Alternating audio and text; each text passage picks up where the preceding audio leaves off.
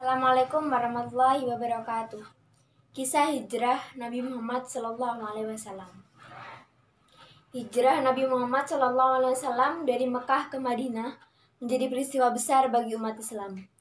Kisah itu punya makna mendalam bagi muslimin dunia. Peristiwa itu kemudian menjadi awal tahun kalender Islam dan diperingati hingga sekarang. Sebelum hijrah ke Madinah, Nabi Muhammad telah berdakwah menyebar Islam di Mekah. Semula Nabi berdakwah secara sembunyi-sembunyi. Syiar Islam kemudian dilakukan dengan terang-terangan. Kaum kafir Quraisy yang sejak lama memusuhi Nabi semakin gencar melakukan desakan. Intimidasi terjadi setiap waktu. Namun saat Nabi perlu dukungan, datanglah masa sulit. Sang istri Siti Khadijah meninggal dunia.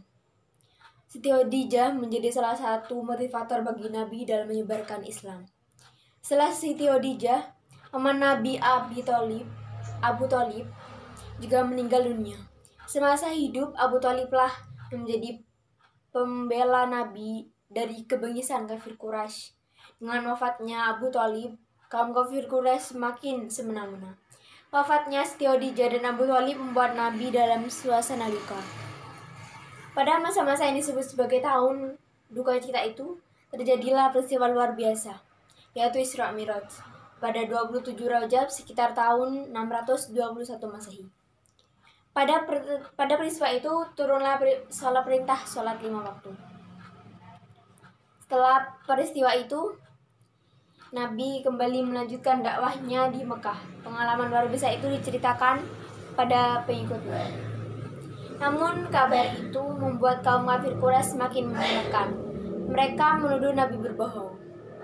Pada 621 Masehi itu pula, datanglah sejumlah orang dari Madinah menemui Nabi di Bukit Aqabah. Mereka memeluk agama Islam. Peristiwa tersebut dikenal dengan Baikot Aqabah I. Tahun berikutnya, 622 Masehi, datanglah 73 orang dari Madinah ke Mekah.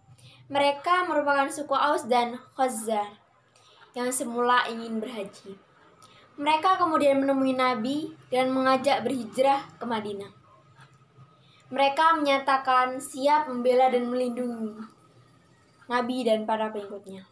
Dan dari Mekah, peristiwa itu dikenal dengan Baikot Aqabah II. Kondisi kaum muslimin di Mekah juga semakin tersedak setelah kaum kafir Quraisy. Tahun berikutnya, 622 Masehi, datanglah 73 orang dari Madinah ke Mekah. Mereka merupakan suku Aus dan Khazraj yang semula ingin berhaji. Mereka kemudian menemui Nabi dan mengajak berhijrah ke Madinah. Mereka menyatakan siap membela dan melindungi Nabi dan para pengikutnya. Dan dari Mekah, peristiwa itu dikenal dengan Baikot Aqabah II.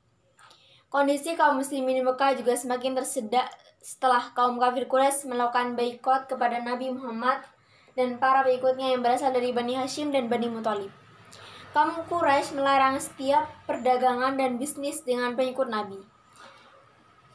Selain itu, semua orang dilarang menikah dengan kaum muslimin.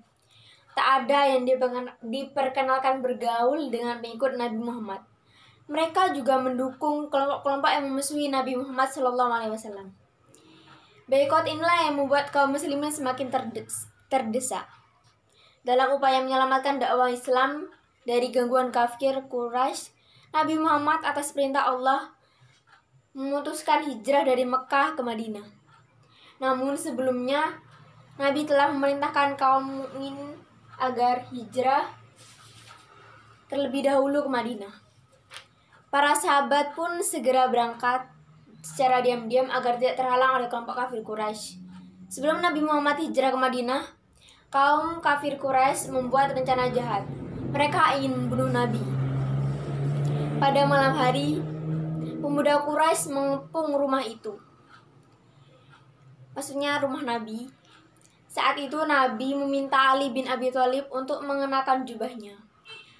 Ali diminta berbaring di ranjang Nabi untuk menipu pemuda Quraisy. Para pemuda yang telah disiapkan untuk kaum kafir Quraisy kemudian mengintip ke dalam kamar Nabi. Mereka melihat sesosok yang sedang berbaring dan mengira itu adalah Nabi Muhammad. Sedangkan yang berbaring adalah Ali bin Abi Thalib. Larut malam, Rasulullah meninggalkan rumah menuju kediaman Abu Bakar As-Siddiq. Nabi kemudian berangkat ke Gua Syur. Para pemuda Quraisy yang mengepung rumah Nabi memasuki rumah tersebut. Namun mereka sangat terkejut. Ternyata Nabi sudah tidak ada lagi. Sosok yang tergeletak di atas tempat tidur itu ternyata Ali bin Abi Thalib. Sekian, terima kasih. Wassalamualaikum warahmatullahi wabarakatuh.